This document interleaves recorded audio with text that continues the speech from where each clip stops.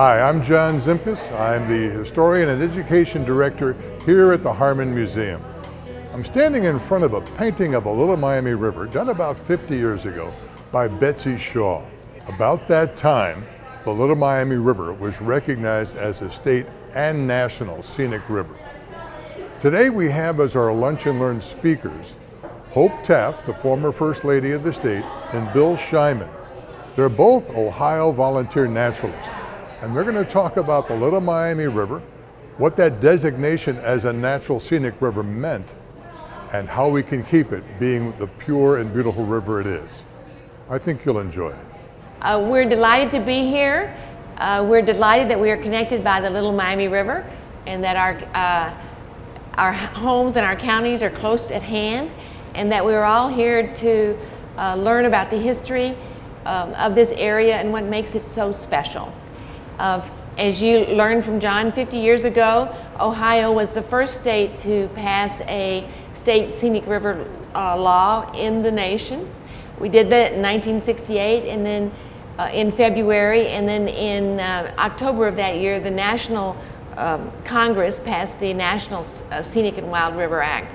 So we led the nation in this, and I think we can be really proud of all of that. In today's presentation, we're going to be making a distinction between a state scenic river, of which we have several, and a national scenic river, which we have only a couple.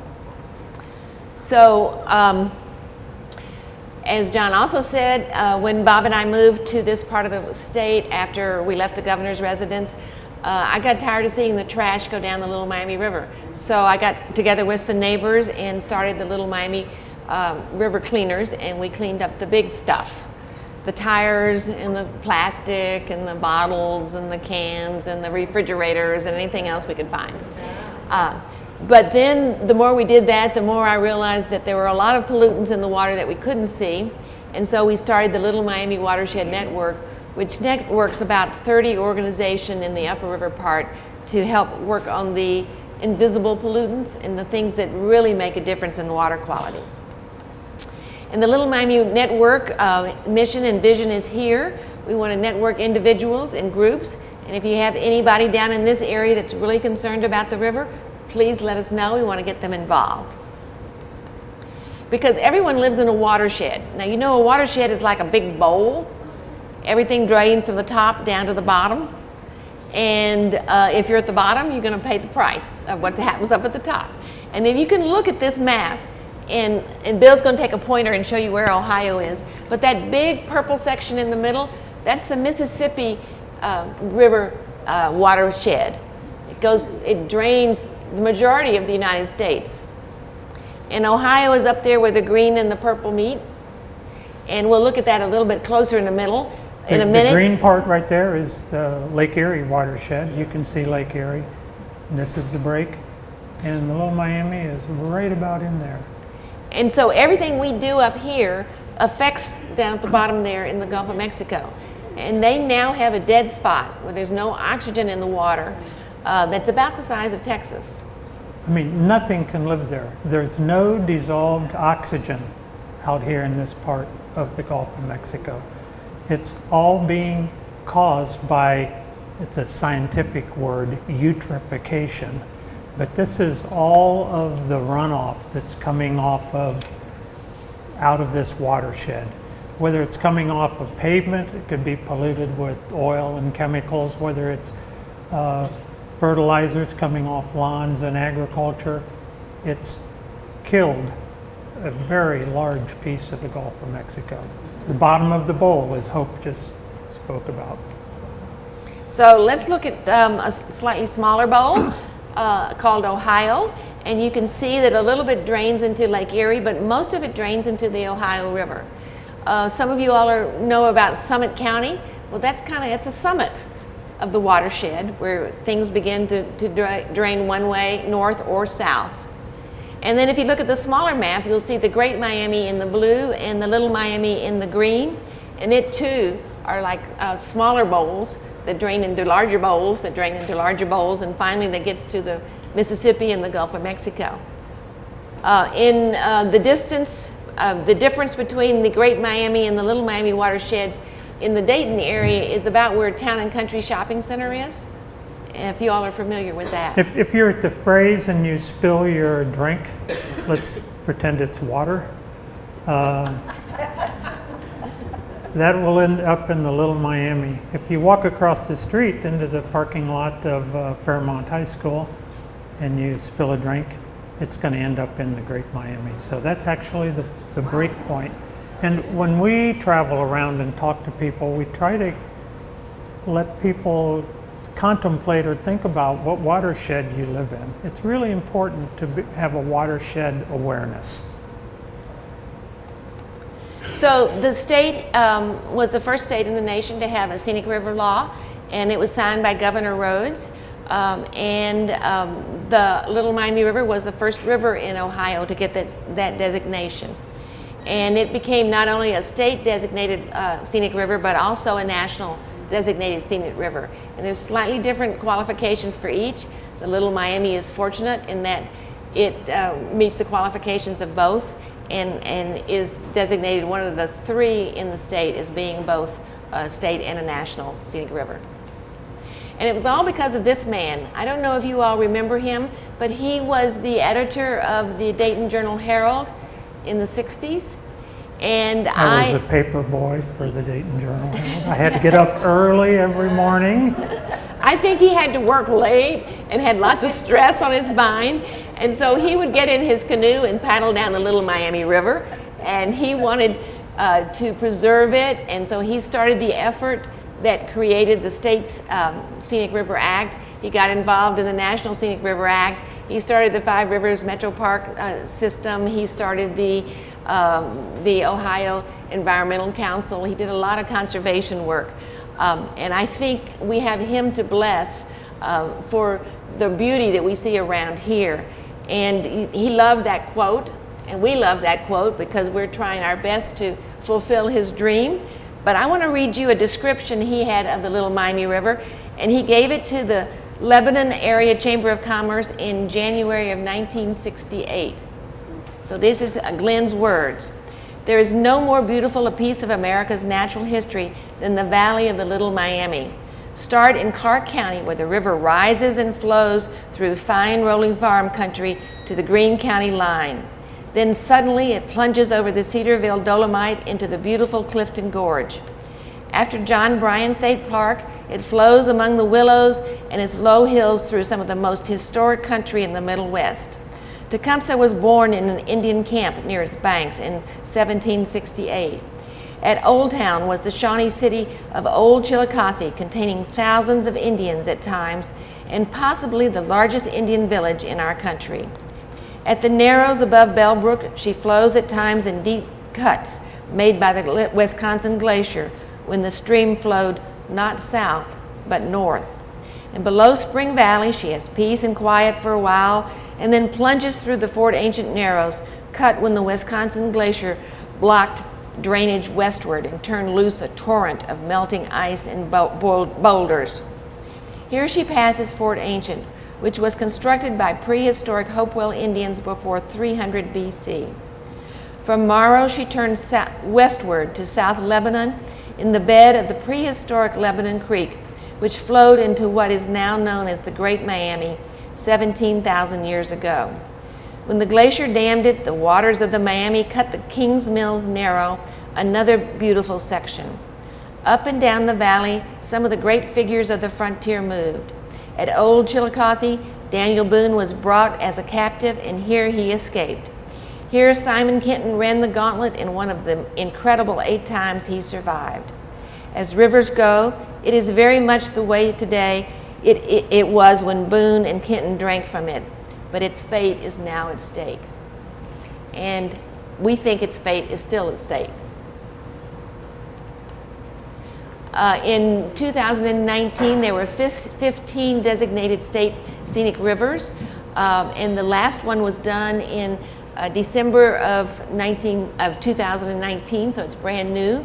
The one thing that's really important for you all to understand is that private property rights are not impacted any way by the state scenic law.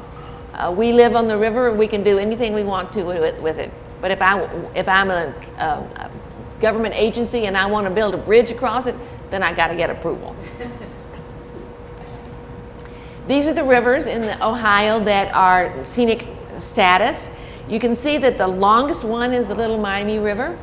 The newest one is Pymatumi Creek up there in the northeastern part of the state, which has the most.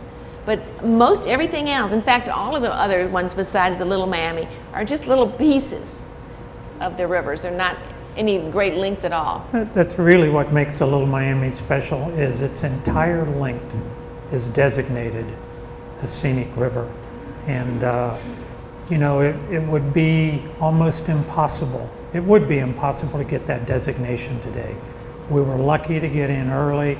Lots of people worked on it. We'll recognize some more of them. You'll see some pictures here. But to have the whole thing designated from where you can step across it literally in the fields up in Clark County, all the way to where it runs into the Ohio River, it's a treasure. It's all because of Glenn Thompson, I can assure you. Here's the Southwest region in green. As far as the State Department of Natural Resources is concerned, you can see the Little Miami River there, and also Greenville Creek and the Stillwater River, which are up in the northern part of Montgomery County. And you can see that we have 3 of the state's scenic rivers, and we have 200 of the 800 miles of scenic rivers. So we have a large portion of it, even though we don't have the most sections of it. And we want more. So we're going to cover a little bit how scenic rivers get designated and what's important to get rivers designated. And there are some other spots in Southwest Ohio where we're looking to get designations on different rivers. So if you see signs like this when you're out driving, it means that you're crossing a very special piece of property. And to look over the banners if you can. The Department of Transportation now likes to block off the views of the rivers. It makes me mad because it's one more cut between us and nature, but it is there. And the river corridors are very important, so say thank you every time you see one of these signs, because it means it's a little extra protection. And what does it take to become an Ohio Scenic River? Well, you have to have local interest. If you and I don't care, then it's not going to happen. You have to have letters of support, a designation study that talks about the things that make it special, a public comment period, and then the final thing is to have the director put it in his journal entry. And he did that in December with the Pymatumi Creek. We hope it will do it in the next 3 or 4 years for some other rivers in the area. So in our area, the Mad River, there's a local interest, which is the key. Nothing happens without local interest and without citizens who want their river or creek to become a scenic river. So the Mad River, there's work being done up there right now, and also on Paint Creek. So a lot of you are familiar with Paint Creek. It's not that long of a drive from here, so it's the section below the reservoir is still absolutely beautiful. Mm-hmm. It's like the Little Miami in some cases. It's just like stepping back in time. So in our area, there's a local interest for both of those rivers. The Mad River is up by Springfield and Paint Creek is over by Chillicothe. And if you want to become a scenic river, that study that we talked about has to make sure that the water and the area meets all of these criteria. And so we're going to run through those on the Southwest scenic rivers that we have here. And it has to have outstanding water quality. And she looked at me because this is where I talk about the Ohio EPA, but we're not going to go into too much of that. But the Ohio EPA tests water, as you all know. They have various methods of testing it. And almost the entire Little Miami receives their highest water designation, exceptional warm water habitat, about 95% of it. The only part that can't achieve that, and I don't know whether it ever will be the last couple of miles down near Cincinnati. But you get north of Cincinnati, you're recreating, walking along, biking along a river that is rated the highest a warm water river can be rated. Exceptional warm water habitat. It is something to clap about. It is. It's a beautiful river. It has continuous filter strips of riparian forest buffers. And this is the Greenville Creek over at Bears Mill, close to the Indiana border. And my friends over there said, well, you can really tell the difference what a riparian way makes if you go over to Stateline. And I didn't believe them, but I went. And this is what I saw when I was driving north on Stateline Road. I bet you can tell me which side is Ohio and which side is Indiana.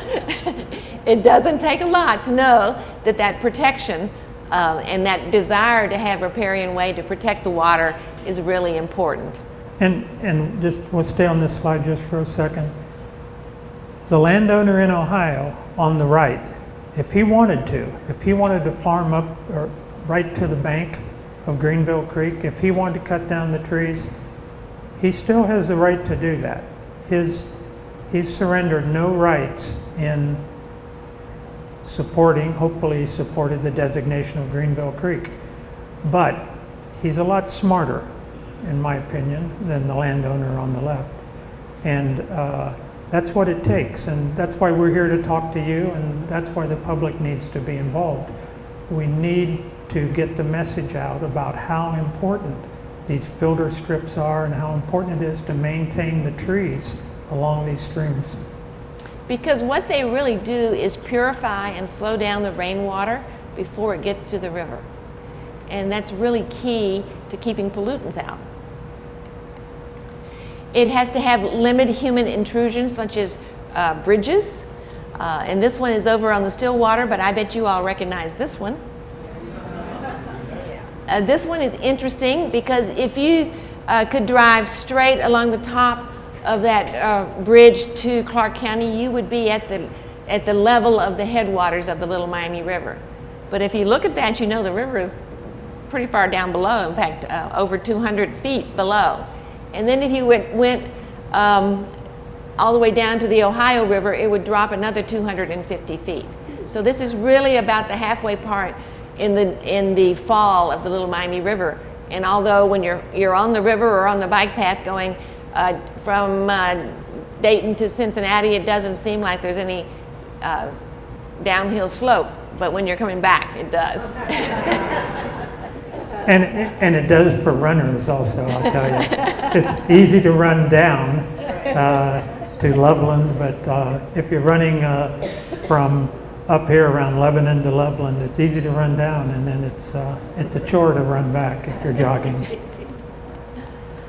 It has to have high biological diversity, and our river does. It changes periodically, but we test it a couple of times a summer to make sure that it's staying good quality.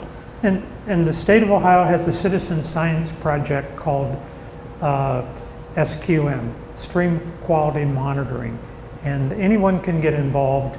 And what they do is they look at the insects that are living in the stream, the aquatic insects, and they tell us a lot about the health of the stream. Some of the aquatic insects in the stream will disappear if there's any significant pollution at all. I mean, really very light traces of pollution kill the sensitive ones. And that thing on the lower right-hand side is one of the most sensitive larvae, aquatic insects living in there. When I was young, we called them Helgramites. They're really the larva of a large fly, a Dobson fly, which is 5 inches or so across when it matures. And that larva lives in the stream for about 3 years before it matures, and lives for about a week after it matures and goes through metamorphosis and lays its eggs, and then its life cycle repeats.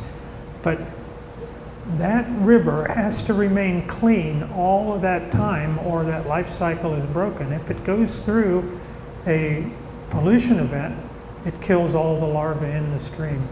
And fortunately, all up and down the Little Miami, the Dobson fly is coming back. It's common now in some sections of Little Miami, and slowly it's repopulating the whole main stem of the Little Miami. So it's good news, and it's confirmation of the work that we've been doing through citizens groups. So when you see this sign, you got to get real excited because you know it. The Little Miami River has all of the state scenic qualifications, but it also has the national scenic qualifications. And that's why it is the only Ohio river designated in its entirety. It flows through 5 counties in 1,700 square miles, and it's within 30 minutes of drive of over 3 million residents. So it has great potential for recreational and tourist attractions. And if you ever go out on the weekend and you're on the bike, what I call the bike trail is now a state park, Little Miami State Park. A nice day on the weekend, it's packed. I mean, it's just wonderful to see people biking, hiking, kids out, you know, with training wheels on their bikes, families pushing strollers with babies in them. It's amazing how many people are using that, and I mean, the use is just increasing at a rapid rate. And so these are the things that the national government looks for to decide whether your river can become a national scenic river or not. And in 1980, the lower section of the Little Miami was designated a national river, so that means everything from Clifton Gorge or Clifton Mills down to the Ohio River is a national scenic river, which is pretty unusual. A lot of cleanup had to be done to get that lower part designated. If any of you have a picture of the trash in the river before it was cleaned up, please let us know, because we'd like to insert one of this into our program. People really pushed vehicles over the bank when they were of no value anymore. They threw appliances in, washers. So we like historical photographs. It's not the kind of thing that's easy to come by, though, because people didn't normally, if you were going to burn a piece of film and take a picture of a river, you generally tried to edit it so that truck wasn't in there, that car wasn't in there. But if you come across one, let us know. We think the Little Miami River is scenic, which is one of the things that has to happen. And this is one of Bill's favorite pictures. This is at the Narrows, so if any of you have ever been up on the Little Miami, up around Kettering or between Kettering and Xenia, that's at Greene County. You have a wonderful example right here on your walls by Mrs. Shaw, that wonderful picture of the Little Miami. Yeah, there's it's no not the trucks in Narrows, it. but we love that picture. Yeah, it's not, and there's no trucks in it, so we know it's scenic. Here's some other pictures of the river, of the scenic part of it and of the wildlife that's on it. It's recreational opportunities for swimming. What a lucky dog, huh? Yeah. That's just amazing. Canoeing, fishing, biking. There's all sorts of things you can do on the river. It's got geological importance. If you go up to Clifton Gorge and look and knew what you were looking at, you could see a lot of geological formations in it. And the people that designate national scenic rivers, that's a National Park Service, that's important to them. I wouldn't say you'd be disqualified if you didn't have significant geology, but that is really a positive to have significant geology. And Clifton Gorge, for a geologist, that's like going to an amusement park. I mean, I was a geology student for a couple of years, and it was just like, if you go with a professor to Clifton Gorge, it is just one amazing hands-on lesson after another up there.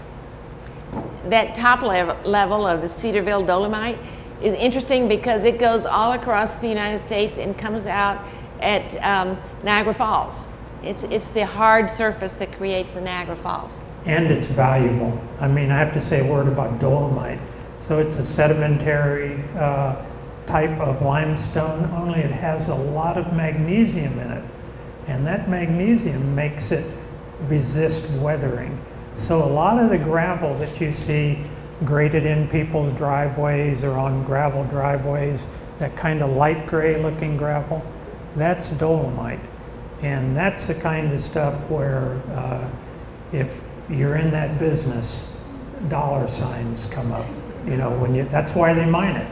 They mine it for riprap and stop erosion, and for roads and parking lots, etc. It has a lot of wildlife and fish diversity. 111 species of fish are native to the basin, and recently they counted 106.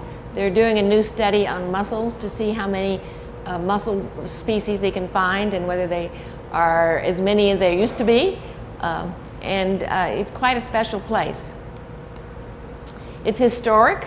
I suspect you all can tell me the history better than I can tell you, but it was the route that was taken by the soldiers in the early days that finally forced the Native Americans to move elsewhere. It was the site of the train tracks that is now the bike path. It has been a great transportation route for many, many years. They were the super highways 200, 300, 1,000 years before we had highways. You can see an old train there running right through it. It's also a very old mill. At one time, the main stem and its tributaries supported 300 mills that did everything from lumber to wool to cotton to liquor to you name it, it did it. But they all disappeared about the early 1900s because people had cut down the trees in their watershed, and the water didn't flow regularly anymore. In fact, these mills had to wait until we had a big rainstorm before there was enough water to turn the mill to grind the corn, and they finally went out of business, except for the one that's up in Clifton Mill. And if you like pancakes, that's the place to go. You gotta like them a lot. You may want to take a walk in the gorge afterwards. It has archaeological features, and we are very fortunate that Fort Ancient is so close to Lebanon. It is part of an effort by the Ohio History Connection to make the Hopewell Cultural Sites part of the World Heritage Site program, and that should happen in about 2021, 22. That has the possibility of bringing 30,000 visitors to this area in the first year, so I hope you all get ready. And it is a way to give more protection to these incredible earthworks that the Hopewell Indians did one basket at a time. If you haven't been up there at one of the solstice, you ought to go and see the sun rise between the gap in the hills. It is incredible. It's beautiful. And those hillsides, those steep hillsides down around Fort Ancient are really important going forward. As the climate warms, the plants and animals that live there will be able to hopefully move up the hillside or down the hillside in seeking the right temperature that favors them. So it's an advantage having those steep hillsides. It's an area that is predicted to be one of those places where plants and animals can hang on longer. They're going to be able to use that habitat. Because not only can they move up and down, but they can move north and south along the river corridor. And that makes river corridors very important, because if you think about most parks, they're kind of contained. They're circular like the table, but you can't get from one table to the next unless you have a river corridor that connects them too. It's got high biological diversity. I want to talk about mussels for a second. So even though it has a lot of mussels in it and has a long history of having a healthy mussel population, they're in decline. And there's a professor, I think, at Wittenberg who's been studying them long term. It's been several years since he's done a study, but he's back this year doing some more work. And the news isn't good. So the mussels are disappearing from the Little Miami. It's not a water quality issue as much as it's a problem with their habitat. Sedimentation, these are what we call suspended solids coming in, mud washing in off of agricultural fields and freshly developed land. is smothering a lot of the juvenile mussels in the Little Miami. So they're in decline, not just in the Little Miami, but statewide. And this is a byproduct mostly of development. At one time, the Little Miami River supported a pearl button making industry. Yeah. And you can find every once in a while a shell that has circles cut out of it. That's where they made the buttons. It also supported up in Waynesville a pearl industry. They used to collect pearls out of these mussels and in such quantities that they could sell them right here in Waynesville. You know, that's really close. I think in the Historical Society, Waynesville Historical Society, they have a display that has some of the pearls that were collected in the Waynesville area. Is anybody here familiar with that? So, but something you might want to check into. So the Little Miami River Corridor is a success on the state and national level. It's all exceptional warm water habitat. It's outstanding water quality. Over 50% of the banks are protected one way or the other. So Glenn Thompson would be happy. He would not be sleeping in his grave too soundly though, because we have a way to go. But it is a refuge for rare species, and it's no longer the 9th most endangered river in the United States, thank goodness. But we can lose it all pretty easily, and this is some of the things that we could lose. And that last one is an economic asset that generates tens of millions of dollars each year, which is really important to us as a community. But protecting that river is really important to us psychologically and emotionally. And we're going to say more about the economic asset in a minute, but that's just not tourism. When we say it's millions and millions of dollars, tourism is a part of that, but just think of the property values that are higher when you live on or near a quality lake or river. So, and those property values feed your local government, county, municipal, township government. So you don't tend to think about that when you think about money, but it's really important to the whole fabric of our society to keep that river healthy. So there is the Little Miami Watershed in dark blue, and the green is the Great Miami Watershed, and you can see how the Little Miami River starts in a fork up there in Clark County and then works its way through Greene and Warren and all the other, Claremont, all the way down, and Hamilton, all the way down to the Ohio River. And you can see the orange, that's hardscape. That's impervious surface. That's where water will hit it and it will not be absorbed, but it'll run off one way or the other. And that's one of the things that Glenn Thompson was really concerned about in the 1960s. And we're still concerned about it because it's a lot worse now than it was when he lived in the area. And I say it's like looking down the barrels of a double-barreled shotgun. The two biggest threats to any watershed, any river, are impervious surface, which is development. The whole west side of the Little Miami is almost entirely developed. The second most serious threat is agricultural runoff, and that's almost entirely what's happening on the east side. So the Little Miami is faced with both of those threats, and they're huge. If you look at the population of the Miami Valley region, since 1970, it's sort of leveled off. But if you look at our footprint, you can see it is not leveled off at all, that it has increased dramatically. The purple is the most recent, and that was in 2010, and we all know that a lot of booming business and construction has boomed since then. So our footprint is getting larger, even though our population is not increasing that much. So it tends to make the major threats to the Little Miami River more important to the health of the river. The Little Miami River is the only scenic river with two major metropolitan areas at its top and its bottom.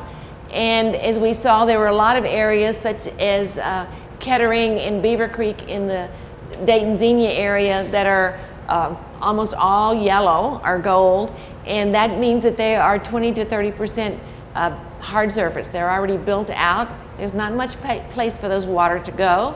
A lot of the water goes down the storm drains, but if you think about it, a storm drain leads to a concrete pipe that has a direct line to a stream or some other waterway and has no way to slow down, no way to clean out the pollutants like a nice riparian way does. And it's the first flush of the rainwater that's the most damaging, because that's the rainwater that washes all the cigarette butts and the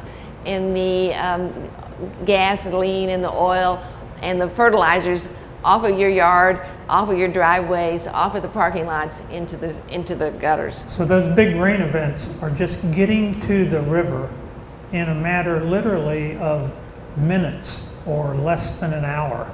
So if we have a significant rain event in an area that's built out in hardscape like this, it's running right off the parking lots, right off the roads, right into the culverts, and it's running as fast as it can run downhill into the streams. And we'll go back to that slide. So I was going to go to the one with the culverts on it. Well, okay, it's coming up. Next. Yeah, okay. This is the trend of rainfall in our area, and things are changing.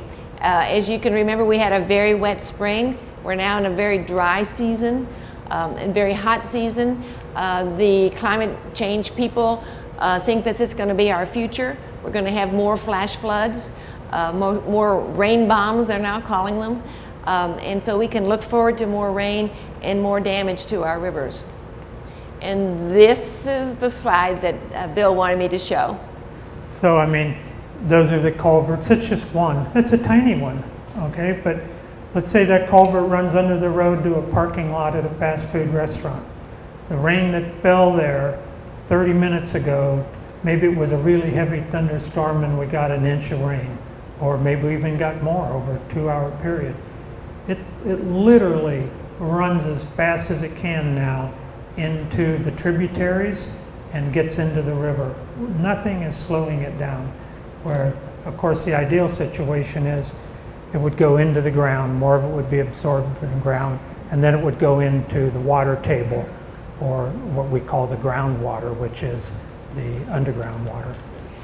Our daughter lives in Colorado, and she loves to hike, and she's always concerned about the slot canyons and the flash floods that can come in the slot canyons.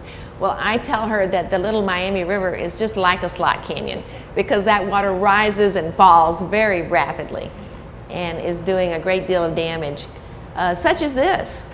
Those orange roots in the background are those from the Osage orange tree.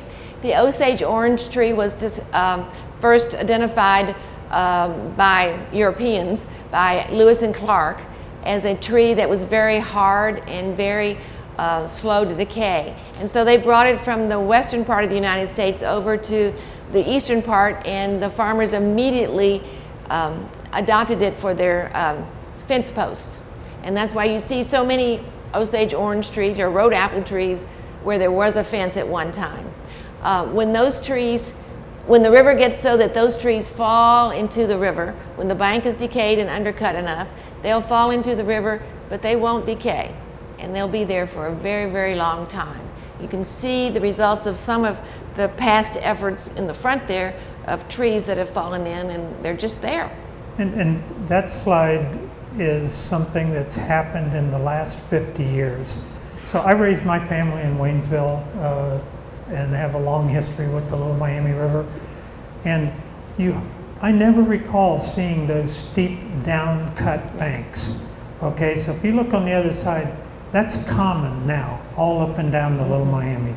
That's what we call down cutting, and that's because that water is just rushing after every significant rainfall into the tributaries in the river. And I mean, this is the normal riverbank picture in many places up and down this Little Miami today. Yeah, I took this picture last fall, so it's not that old. But this is what it can lead to, log jams, and that is very detrimental to the flow of the river, to the wildlife in the river. No canoer can get up and down it. It makes a big difference. It increases flooding and causes things like this that those rain bombs cause. We can't use our parkland, we can't use the roads, we have to detour because of all of the high water. And we talked a lot about sedimentation, and this is an example of what it looks like when it hits the rivers. Now this one was taken at Spring Valley, which is a pretty rural area, and there's not much development there, but all of that ground, all that dirt was flowing into the Little Miami River, which is the green part, during a rainstorm. And if you're a juvenile mussel living on a gravel bar a foot below the surface right there, that's not good news when that sedimentation comes in. The mussels are like nature's water purifier, and if they don't live, then the river doesn't live very well. It's also hard on smallmouth bass because they like rocky bottom rivers. If too much sediment falls out, then our rocky bottoms don't become rocky.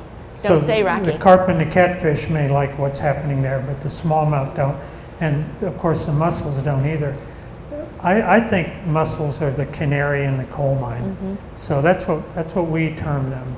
So as long as they are in significant decline, they're sending us a message, and it's not a good one. So why do we want to save it? Why is it important? Well, because we use it. Most of the water in the aquifer underneath the Little Miami River is used by people. You and I are drinking it today. And it is important that we keep it clean. And because we love it, we like to fish, we like to play in it, we like to swim in it, we like to recreate in it. It's a big economic asset to our area. As we like to say, you know, if you have, well, in Warren County is probably the playground of the state, it likes to say, and all that tourism dollar is great because you don't have to send those tourists to school. You don't have to provide a lot of things for them that cities and counties have to provide with their tax dollar. But so it's good revenue to have in your area, and it's a good way to entice people to come in and move for jobs in the area. Even though it says employee recruitment and retention, I think it's family, especially children and grandchildren, recruitment and retention too. You know, they have, young people today, you know, they have to have something to keep them around here. And we need more of this. You can see a car there. I was traveling behind just 2 weeks ago, and it had 2 bicycles and 2 kayaks on the top of it, and I'm thinking, yay! We need more of these going towards the Little Miami River. Maybe they're moving here with that big truck right next to it. But we owe it to our children. If we don't get them to, they love the outdoors and the river, then in a few years, 50 years, they won't care what happens to it. And we'll all be less for it. So what can you do? Well, you can tell your local government that it's important. Tell your local officials you like the river, you want it kept clean, you want them to support it. They all have to do zoning plans and land use plans, and they're all looking for citizens to get involved. So if you have a few extra hours, volunteer for one of these jobs. It's really important. But whatever you do, get involved. Zoning and land use are entirely in the hands of citizens. Well, 99% in the hands of citizens. The citizens of the municipalities or the townships, those are all citizens committees that write your zoning and your land use. How big the lots should be for residential houses, where roads should be built, those are citizens. Citizens committees do those things. And it really starts with the long-range land use plan. So Warren County has a long-range land use plan. A citizens committee was responsible for writing that plan. They may have had a consultant, I'm sure Warren County did, and they are always looking for citizens who are willing to volunteer to serve on these committees. They're not administrator written or led. And under Ohio law, both the zoning code and the long-range land use plans are designed to be a reflection of the values of the citizens who live in those communities. So getting involved is important. So here are some of the network partners that the network has. Most of them are a little north of here, so if there are any down in this area that you think should be added, please let us know, because we would like to make this a longer list. There's Warren County Parks right there in the W's. One of the things that you all can help promote is best practices. There are several documents. One, the state of Ohio has a really good one. The Sustainable Sites is a really good one, because it talks about what buildings and people can do on their landscape. There's a LEEDS program, which is a volunteer program for building buildings, and they get platinum or gold standards. And this goes along with that for the outside of the building. It's a way to reduce your footprint as small as possible. And what we all should be working on is sustainability, so that social, environmental, and economical issues are all thought about, and that they can meet in the middle in what we call the sweet spot. And we do several volunteer projects, and we're always looking for volunteers. One is to put medallions on drains to remind people that whatever they put down the drain goes right to their water supply, and that it shouldn't be filled with grass or leaves or oil or dead animals or anything else. Or kicking that water bottle or pop can in there just because you don't want to see it. None of that should be in the storm drains. We like to put up signs so people know where they are when it comes to their watershed. And we like to do cleanups. And this is one day in one section of the Little Miami. We took out all those tires. We do one every spring, so if you want to get involved, we have walking cleanups and we have canoe-based cleanups. And we're always looking for people to help us clean up the river and take those tires out. Since 2010, when we did our first one, we've taken out about 7 tons of trash and about 700, 800 tires. And we think we got all the tires, but I'm sure we haven't. We do a special tire cleanup in the fall, and I suspect we'll get 50 to 100 tires on that effort. But we get everything, from suitcases to metal to tire parts. We checked that suitcase. It was not full of money. We could have used it, but it was not full of money. But we get lots of automobile parts, as you can see. And then we have a nice, we try to get people of all ages involved so that we can get them excited about protecting the river. And then we have a nice river festival afterwards to thank everybody for getting involved. And then we have some other things like the Trailblazer Adventure. Earlier this month, we had one that started in Heisey Park here in Warren County and went down to Orgonia. And we bike, we hike, and we canoe. We paddle, so that we really get to know that section of the corridor. And we have places where you have to get your passport punched, so you have to learn a little bit too. It's a way to get education in kids when they don't even know they're being educated. So what is the next 50 years going to entail? And that is what's really key. That's what we can influence, so that our children and grandchildren have a great place to recreate. And my personal hero, Rachel Carson, said conservation is a cause that has no end. And that's especially true in the Little Miami, because this is going to be a bad pun, but we don't want today, 2019, to be the high water mark on the Little Miami for conservation. It's really the next 50 years. As much as we've accomplished in the first 50 years, the next 50 years are going to be even more challenging.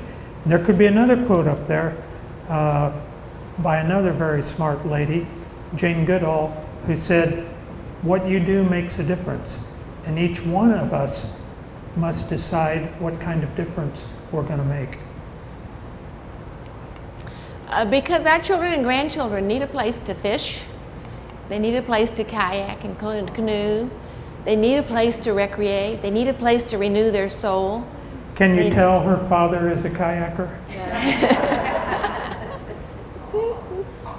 So think about it. Think about what you can do to make it a better place. But we really appreciate you inviting us here today and letting us share our love for the river, and hopefully inspiring you all to share your love for the river with someone younger, so that we can have, they can be back in 50 years talking to your grandkids about how beautiful this river is and in what good shape it stayed in. Thank you. I hope you enjoyed that Lunch and Learn.